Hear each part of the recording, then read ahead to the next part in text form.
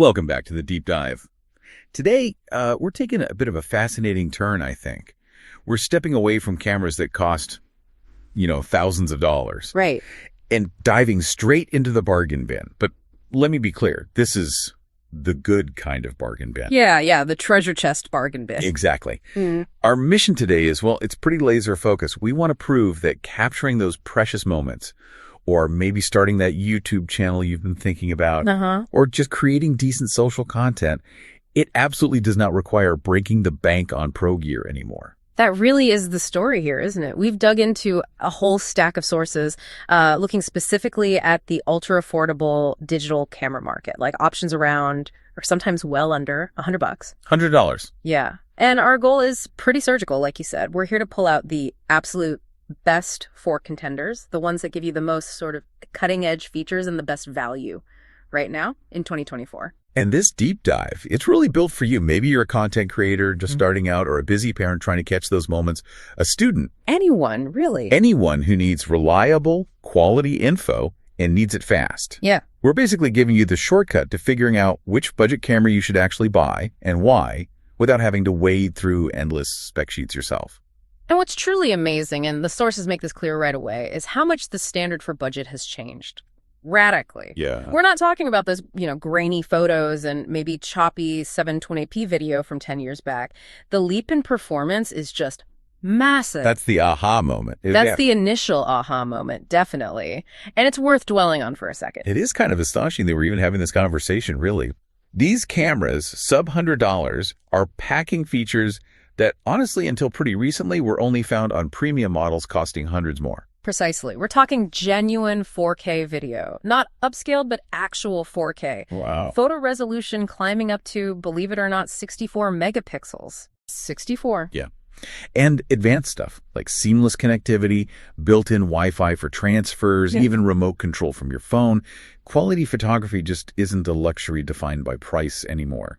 So it's more about accessibility now? It's totally about accessibility. It's combining genuinely cutting-edge components, sensors and processors, with just shocking affordability, thanks to advances in mass manufacturing, really. Okay, so if the quality has jumped so much, we need to define what features are now the baseline. What should you absolutely demand if you're looking in this sub $100 category? Right. The discussion really has to start with the core function, capturing the image. So resolution and image quality. Okay. The sources all confirm this massive leap forward, mostly fueled by, inexpensive, but really high-density sensor technology. Just a few years ago, maybe 12 MP was okay for budget. Yeah, I remember that. Now, the modern budget camera, the ones we're looking at, they range from 48 megapixels all the way up to 64. Okay, but why does that number, the megapixel count, why does it matter so much for someone just starting out? Is it just bragging rights? Well, maybe a little. But no, it provides two really critical benefits, especially for a learner. First, obviously, detail capture. More data just means sharper images, especially if you zoom in or look closely. Right. Second, and maybe more importantly for beginners, flexibility. Let's say you're still learning composition, right?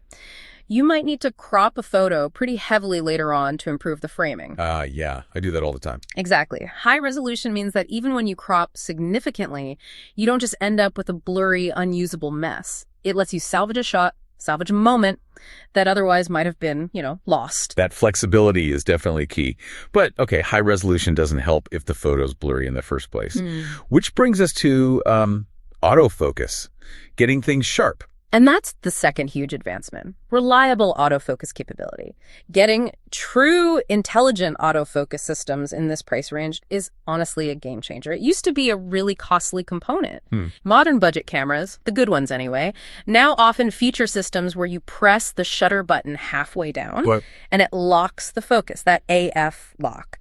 Then you press it all the way to take the picture. This just dramatically cuts down on frustration and makes sure your subjects, whether it's fast-moving kids, pets, whatever, stay sharp. That makes a huge difference. And thinking about all the aspiring content creators out there, video recording features are probably non-negotiable now. Oh, absolutely non-negotiable. It's huge. All the top picks we looked at, every single one offers 4K resolution. Maybe it's slightly different frame rates, but the standard is definitely 4K now. And that means It means your videos look professional, high definition, and they're future-proofed. They won't look instantly dated when viewed on a nice HD TV or even just a high-res phone screen. You avoid that immediate, oh, this looks cheap feeling. Good point. Okay, let's talk lenses. Obviously, we're not getting fancy optical zoom for under $100. So what's the deal with digital zoom in these cameras? Right, good question. Digital zoom basically just magnifies the pixels the sensor captured. So if you have a weak sensor, the image falls apart instantly, looks blocky. Yeah, pixelated. Exactly. But because these sensors are now so high resolution, remember, 48 MP or even 64 MP, the 16x digital zoom that's common now is actually far more effective than it used to be. So it's usable. It's usable. Look, optical zoom, where physical lens elements move, that's always going to be superior, no question. But this improved digital zoom gives you reasonable clarity for catching subjects further away without needing a separate, expensive telephoto lens. It's an acceptable trade-off, for this price tier. Makes sense. Okay, shifting from the internal specs to the outside design, workflow features that add real value. Let's start with the screen. That seems important. Hugely important, especially if you're creating any kind of video content or even if you just like taking group shots or selfies. The sources overwhelmingly point to the immense value of a 180-degree flip screen or one that rotates around. Why is that so key? It's invaluable for vloggers. You can see yourself while you're recording. It guarantees you've got the framing right, ensures you're actually in focus. Yeah. Avoids talking to the top of your head. Exactly. It just reduces the number of wasted takes significantly, saves a ton of time and frustration. And the sources mention IPS technology for these screens. What's that about? Right. IPS stands for in-plane switching. It's important because it gives you much wider viewing angles and more accurate colors. Okay. So if you're standing a bit off to the side or maybe reviewing a shot with a friend next to you, an IPS screen means the image doesn't look all washed out or distorted like older LCDs could. You can trust that what you see on that screen is pretty close to what the final image actually looks like. Good to know. Okay, moving on to connectivity. We can't just rely on cables and card readers anymore. Right. Especially as stuff is going straight to social media. Connectivity is absolutely paramount for the modern workflow. Being able to transfer your photos and videos wirelessly using built-in Wi-Fi directly to your smartphone for quick editing and sharing right away, that's a massive productivity boost, especially, like you said, for social media creators who need that fast turnaround. Definitely. And beyond that, another huge bonus is when these cameras double as a webcam. You just plug it into your computer via USB, and boom, suddenly you've got a high-quality video feed for Zoom calls, online classes, maybe even live streaming. It's an instant upgrade over your typical grainy laptop webcam. If that's actually a really valuable feature. Okay, finally, let's talk about utility. Dealing with the realities of budget gear, like battery life. Always a worry. Oh, yeah. Battery anxiety is real. For anyone traveling or a student or just using the camera a lot day to day, sure, a compact design is great, but battery life is the Achilles heel of pretty much any small digital device. So how do the best budget cameras handle this? The smartest manufacturers in this space recognize this pain point. They address it proactively by including multiple batteries right in the box. Having a spare, maybe even two spares, just ensures you have extended shooting time. You're not constantly hunting for a wall outlet in the middle of your vacation or, mid-live stream. It's a necessary solution when the battery itself has to be small for portability. That's a fantastic overview of what this market offers now. Yeah. It really is eye-opening how many essential boxes these sub-$100 cameras can tick. It's pretty impressive. Okay, now for the fun part. Let's actually unpack the 4 specific cameras that our sources flagged as representing the absolute best value, starting with the one they call the best overall value. Right. That designation, based on balancing features, proven reliability, and of course price, goes to the Deluvulu 4K digital camera DC101. The Deluvulu DC101. Okay, price. An astonishing $59.99, so well under $100 ceiling. Wow. And is it popular? Like, do people actually buy it? Oh, yeah. The market proof is substantial here. The sources noted it has over 2,000 ratings, averaging 4.3 out of 5 stars. So this isn't some obscure thing. People are buying it in large numbers and seem generally pretty happy with it. Okay, so what are the core specs? Rock solid basics. You get the 4K video, 48 megapixel images, and that 16x digital zoom we talked about. It uses a CMOS sensor, which, for anyone curious, is just the chip that actually captures the light and turns it into the image data. Right. CMOS tech is so widespread now, that's why high resolution is pretty standard. But the Deluvulu's key feature, the thing that really earns it that best overall value title seems to be its focus on, well, the physical needs of a content creator and just general longevity. Ah, okay. So design-wise. The big highlight is that large 3.0-inch IPS screen that flips up at 180 degrees. Got it. Ideal for vlogging, selfies. Exactly. Clearly built with that in mind, for easy framing. Plus, it's compact, lightweight, feels like an ideal travel companion, according to the reviews. And inside, any extra features beyond the basics? Oh, yeah. It's way more than just a simple point and shoot. It offers continuous shooting. That's where it grabs like 3 quick frames when you hold the button down. Perfect for catching peak action or just the right expression. It's got built-in anti-shake technology, which helps reduce blur, a little fill light for adding a pop of light in dark situations, even exposure compensation control. What's that? That's usually the first manual-ish control beginners learn. It lets you manually make the picture brighter or darker with a simple dial, usually. Plus, it throws in creative options like time-lapse and slow-motion modes right out of the box. Encourages you to experiment from day one. Okay, that's a good feature set. And crucially, you mentioned battery life earlier.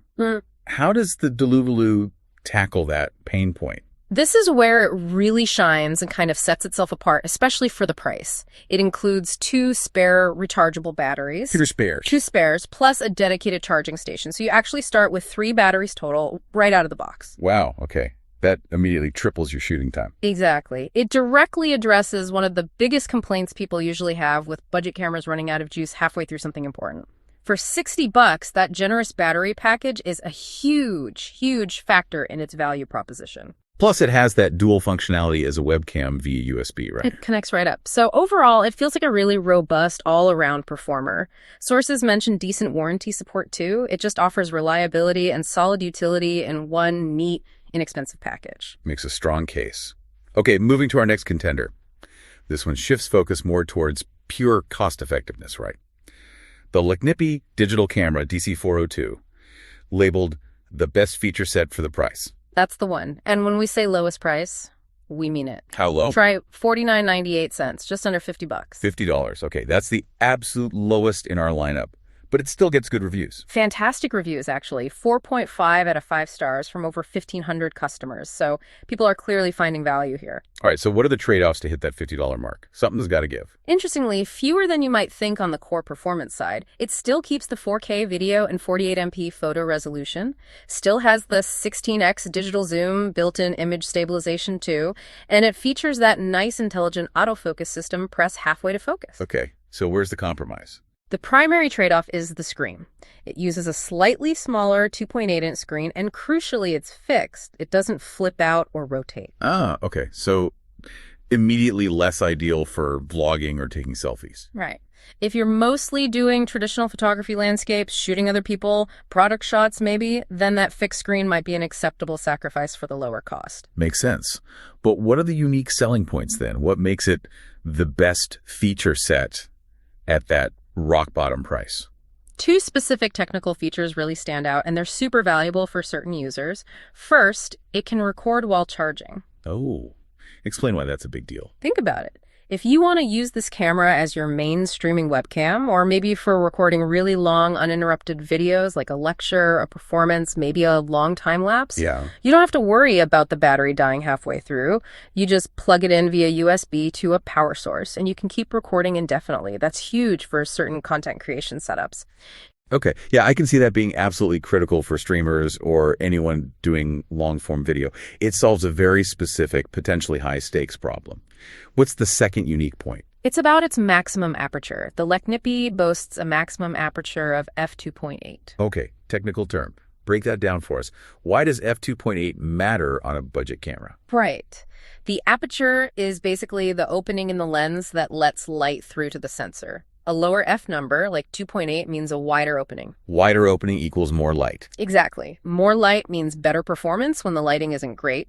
Indoors, evening events, cloudy days.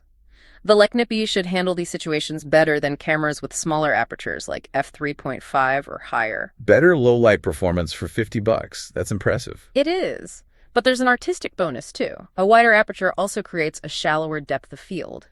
Okay. The blurry background effect. That bokeh look everyone wants. Precisely. Now, let's be realistic. Fixed lens budget cameras aren't going to give you that creamy, pro-level bokeh you see from expensive lenses. But That f2.8 aperture gives you the best possible chance to get some subject separation, some background blur in this entire price tier. So for $50, you get potentially better low-light shots and a better shot at artistic background blur. That's the value proposition. It's a remarkably good technical spec for the money, offering both functional and artistic benefits. Plus, the package is solid too, includes a 32 GB SD card and 2 batteries, so you're ready to shoot straight away. That is a seriously powerful feature set for $50, provided you don't need that flip screen. Okay, let's climb the resolution ladder now. Camera number 3, the Camcori 4K digital camera, CDC413. Right, the Camcori. This one's interesting because it's also tied for the lowest price, $49.99. But its whole angle is different. It distinguishes itself by being the resolution champion. Resolution champion. Meaning it shares the crown for the highest photo resolution with our most expensive option. It boasts an industry-leading 64 megapixel photo resolution. That's the highest in this whole roundup. 64 megapixels for $50. Okay, so if your absolute number one priority is capturing the maximum possible fine detail, or if you know you're going to be cropping images really heavily, maybe for artistic reasons, or if you plan on printing photos really large, like poster size to hang on the wall, then this is the one to look at first. Exactly. And the customer feedback reflects this focus. It has an exceptional 4.8 out of 5-star rating. Fewer reviews than the others, but the satisfaction level is clearly very high among those who bought it. What else makes it stand out besides just the megapixels? It has a really innovative feature, clearly designed for modern shooting styles, especially video. It features a dual camera system with one-button switching. Wait, a dual camera system? How does that work here? Like 2 actual lenses? Essentially, yeah. It seems to have 2 fixed sensors or lenses, allowing you to capture different views and switch between them instantly with just one button press. Okay, so what's the benefit of that? Think about vlogging.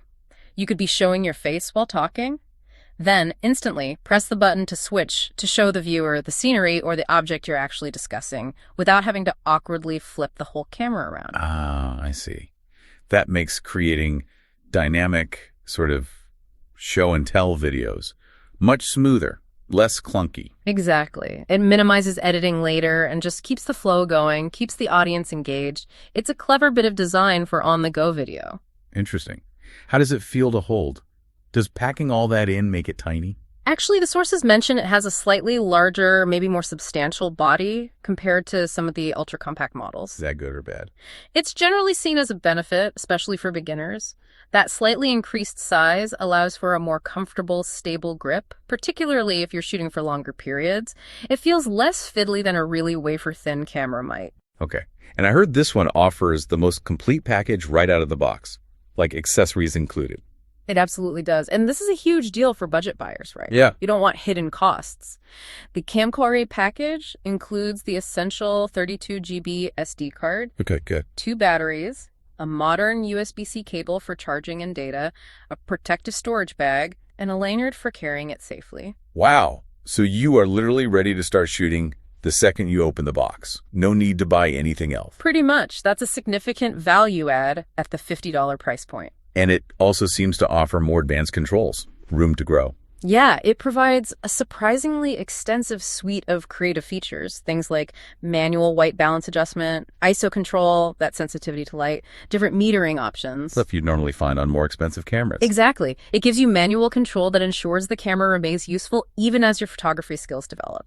You can actually learn the fundamentals of the exposure, triangle, aperture, shutter speed, ISO on a 64 MP camera that cost you $50. This incredible value for learning. Okay, impressive. Finally, we arrive at option number 4. This one's the connected content creator's choice, the Bofipu 4K digital camera DC103. Right, the Bofipu DC103.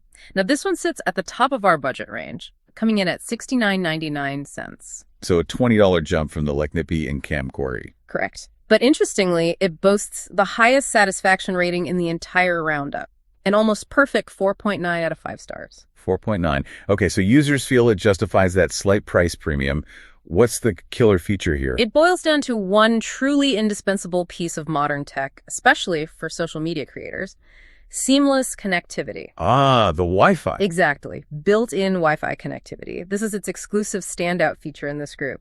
The BoFiPoo is the only one here that offers true native Wi-Fi integration. How does that work? You download a free app called ViPulse, works on both Android and iOS, and you can transfer your photos and videos wirelessly straight from the camera to your phone. Oh, wow. That completely changes the workflow, doesn't it? Totally. No more messing around with pulling out the SD card, finding a reader, plugging it into your computer or phone. You just shoot, connect, transfer instantly, edit on your phone, and share. That speed is crucial for social media. It really is.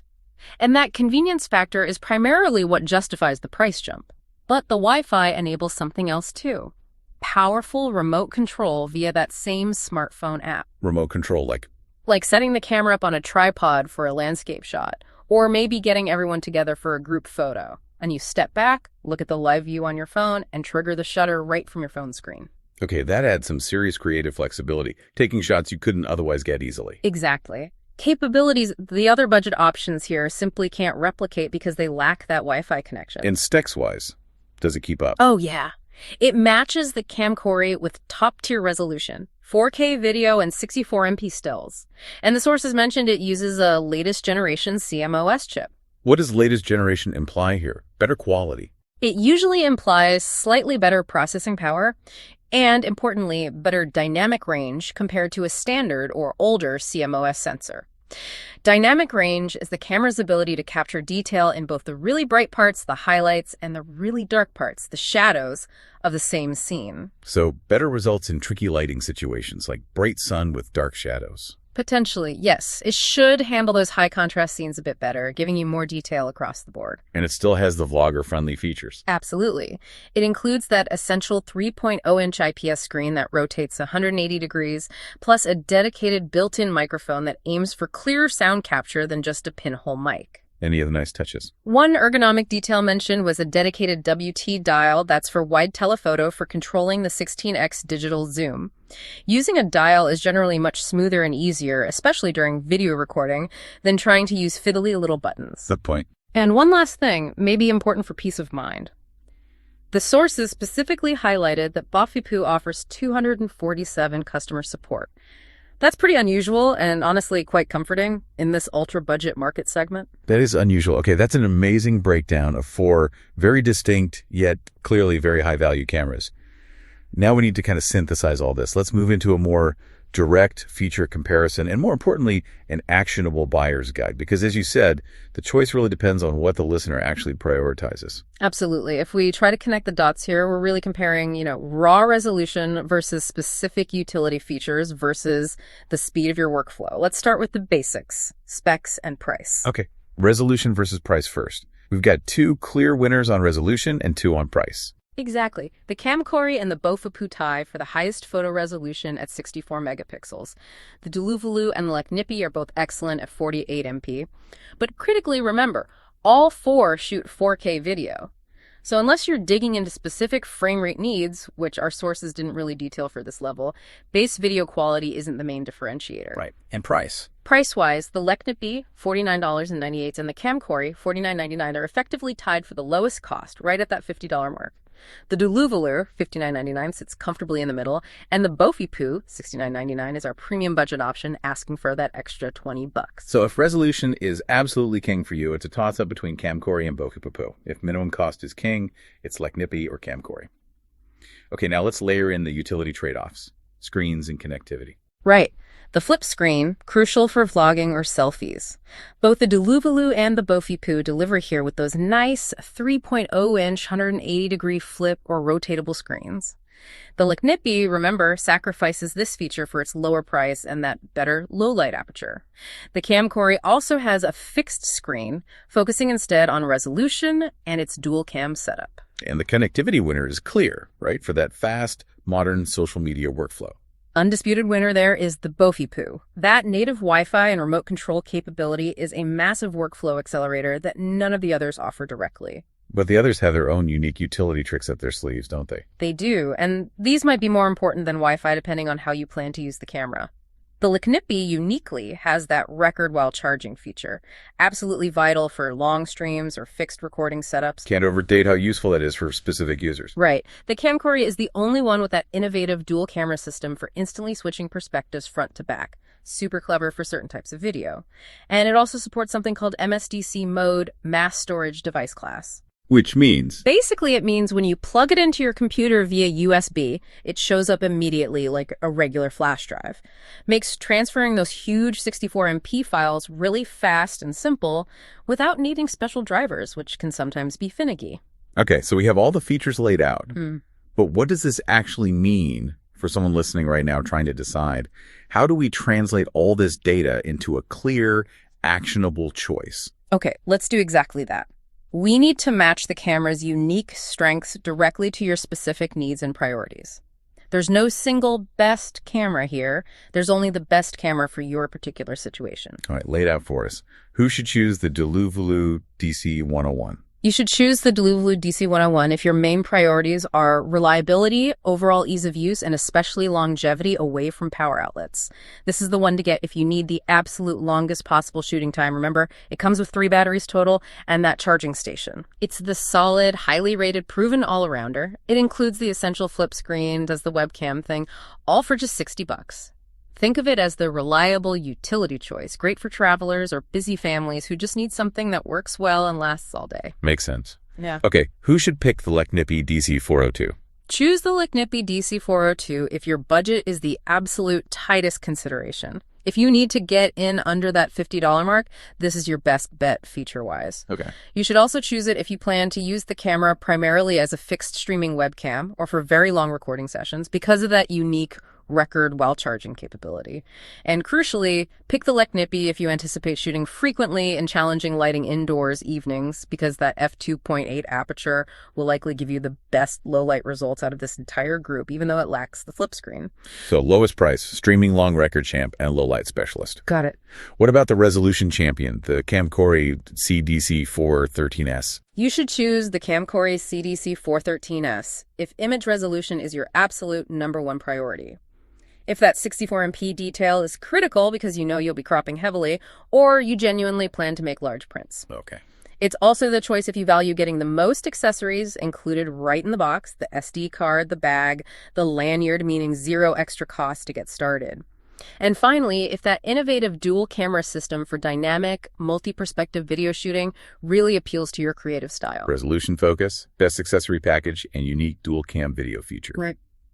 Lastly, the premium budget option, the BoFiPu DC-103. Who should spend the extra $20 for this one? Choose the BoFiPu DC-103 if you are a dedicated content creator, especially for social media, whose workflow demands that immediate wireless file transfer and the flexibility of remote control via a smartphone app. The connectivity is the key differentiator. It's the absolute key. That built-in Wi-Fi justifies the slightly higher price if it speeds up your process significantly or enables shots you couldn't otherwise get.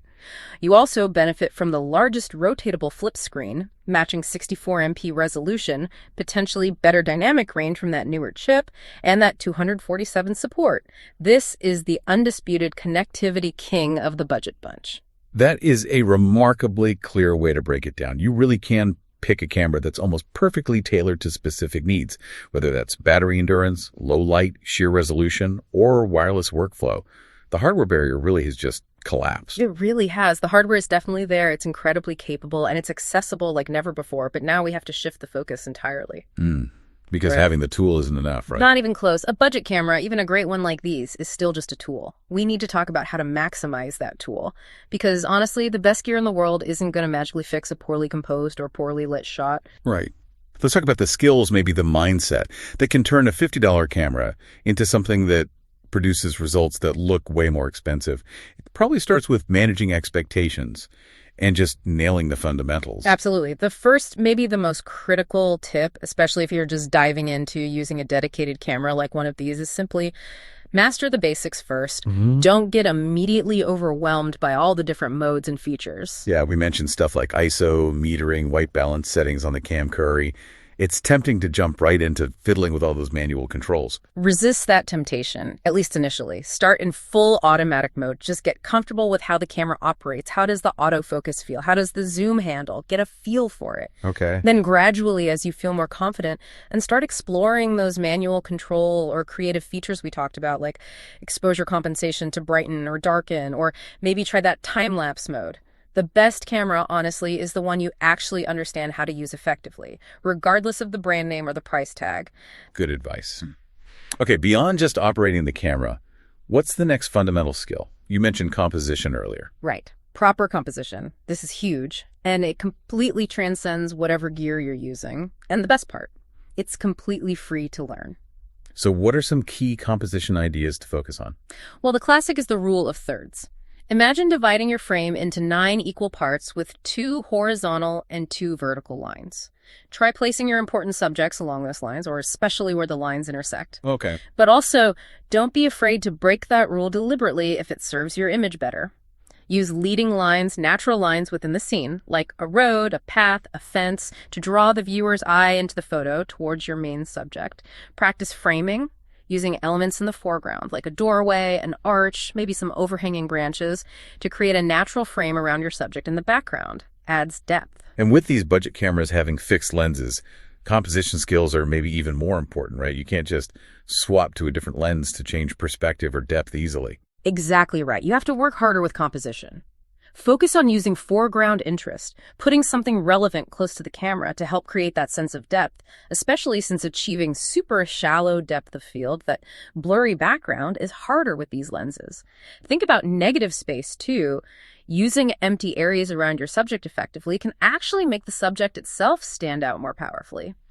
These artistic fundamentals will improve your images far more dramatically than, say, jumping from 48 MP to 64 MP ever will. Makes sense. And the single most important factor in all of photography, the one we absolutely have to dedicate some time to, is lighting. It's everything. Right. The sources stress this over and over because light dictates the mood, the clarity, the overall quality of every single photo or video you take. You simply must learn to recognize good light and how to work with it. Okay, so what's the most practical, actionable lighting advice for a beginner using one of these specific budget cameras? Number 1 tip, always try to shoot during the golden hour, if possible. That's roughly the hour right after sunrise and the hour right before sunset. Why then? The light during those times is naturally softer, warmer, more diffused, and just generally much more flattering for almost any subject, especially people. Avoid shooting in harsh, direct midday sun whenever you can. It creates really strong, often ugly shadows right under people's eyes and noses. Okay, golden hour. What if you have to shoot indoors, or the light is just flat and gray? Learn how to use that built-in fill light effectively, like the one we mentioned on the Deluvolue. Now, a fill light isn't meant to blast the whole room with light. Its purpose is more subtle, to gently reduce or fill in harsh shadows on a subject that's relatively close, like someone's face. Use it sparingly, just to lift the shadows a bit. Mastering this, just understanding basic light direction and quality, is a free artistic skill that will instantly elevate your photos, even with a $50 camera. Yeah, it's worth repeating that core idea from the sources here because it really sums up the whole philosophy of shooting on a budget, doesn't it? Which idea was that? Even the best camera will struggle in poor lighting, while a basic camera can produce stunning results in good light. Exactly. That single sentence tells you precisely where to invest your time and energy. Invest it in learning the art of seeing and using light, not just in obsessing over the gear itself. We should also strongly encourage people to just experiment, Yeah. right? And practice with all those extra features these cameras come with. Oh, absolutely. That's the only way to really build intuition. Use those advanced features we highlighted. If you got the camcorder, practice using that dual camera switch while you're walking around filming. Try the continuous shooting burst mode if you're trying to capture your dog running in the yard. Set up a time lapse of clouds moving or a storm rolling in. The more you practice, the more you shoot. The better you'll understand the specific strengths and maybe the weaknesses of your particular camera. And we can't forget basic maintenance, right? Yeah. Especially with less expensive equipment. Taking care of it probably extends its life significantly. Huge point. Yeah, take care of your gear. Use the storage bag if one came with it, like the camcorders, to protect the lens and screen from scratches when you're not using it. Clean the lens regularly. Even just a fingerprint or smudge can make your images look soft and hazy no matter how many megapixels you have. Good reminder. And critically, take care of those spare batteries. Keep them charged, but try to store them in a relatively cool place if you're not using them for a while. That helps maximize their overall lifespan. Little things add up. Definitely. Okay, one last practical tip. Post-processing. Making adjustments after you take the shot, even if you don't have fancy software. Never skip this step. Even basic edits using free software on your computer, or even just the default editing tools built into your smartphone's photo app, can make a world of difference. Like what kind of adjustment? Simple stuff. Slightly adjusting the exposure to brighten or darken the image. Maybe enhancing the colors just a touch to make them pop. Cropping for a stronger composition. These quick tweaks can easily take a photo that's just good and make it great. It's the final crucial polish in the digital photography workflow, and you shouldn't ignore it just because you used a budget camera to capture the initial image. Great advice. Okay, let's quickly tackle some common questions people might have, especially those thinking about moving beyond just their phone camera. First up, are these cameras really viable for someone seriously starting, say, a YouTube channel? Oh, absolutely, yes. The 4K resolution is more than good enough for current YouTube viewing standards. And if you choose one with a flip screen, like the Deluvlu or the Mophie, you've got that essential tool for vlogging and monitoring yourself. Honestly, your content quality, your ideas, your editing, your presentation style matters way more than the price tag of the camera you used to film it. Plus, use that webcam function. Practice streaming, doing live video. It's a great way to build an audience. Okay, what about the inevitable smartphone comparison? Phones are amazing now, right? Why spend $50 or $70 on a dedicated camera when my phone already shoots 4K? It's a fair question. Phones are incredible. But dedicated cameras, even these budget ones, still offer some critical utility advantages that often impact the final image or video quality. First, they generally use a dedicated and usually physically larger sensor, that CMOS chip we keep mentioning.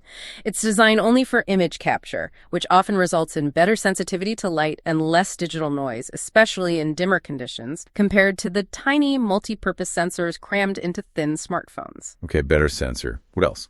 Second, zoom capability. That 16x digital zoom, while not perfect, is usually far more effective and often more stable to use than the often clunky digital zoom on most phones. Third, dedicated controls. Having actual buttons and dials for settings like zoom or exposure compensation is often much faster and more intuitive than tapping through menus on a touchscreen, especially when you're trying to react quickly. And the battery point again? Crucially, yes. Using a dedicated camera doesn't drain your phone's battery, which you might need for, communication or navigation. Plus, the ergonomics, just how the camera feels to hold, is usually much better designed for stable, extended shooting compared to holding a slippery smartphone. Makes sense. Okay, another point people get hung up on. That difference between 48 MP and 64 MP. Should someone really choose based on megapixels alone? Is 64 that much better than 48? The sources and general photo wisdom strongly advise against making it the only factor. Honestly, the visible difference between 48 megapixels and 64 megapixels is pretty minimal for most typical uses, viewing on screens, sharing online, even printing standard sizes like 8x10s. So when does it matter? That extra resolution really only becomes crucial if you know you're going to be doing very heavy cropping, like cutting out a tiny section of the image, or if you're planning on printing really, really large photos, like wall-sized prints. For most people, day to day. Focus on the other features first: the screen, the battery life, that f2.8 aperture on the Leknippie, the Wi-Fi on the Mophie. Those things will likely impact your actual shooting experience far more than the raw pixel count difference. Good perspective. And speaking of the Wi-Fi on the Mophie, how essential is that feature, really? Is it worth the extra $20 over, say, the Camcori? It's only truly essential if your specific workflow absolutely demands that immediate wireless transfer for rapid social media sharing, or if you know you'll frequently use that remote control capability for setting up specific kinds of shots, like group photos or tricky angles. So if you're okay with cables. If you're perfectly comfortable transferring files using a USB cable and popping out the SD card now and then, you can definitely save that $20 by going with the Leknippie or the Camcori, which offer fantastic value in other areas. The Wi-Fi is primarily a convenience factor, but for someone running a fast-paced content machine, that convenience might be absolutely worth the extra cost. It just depends on you. This has been an incredibly thorough deep dive.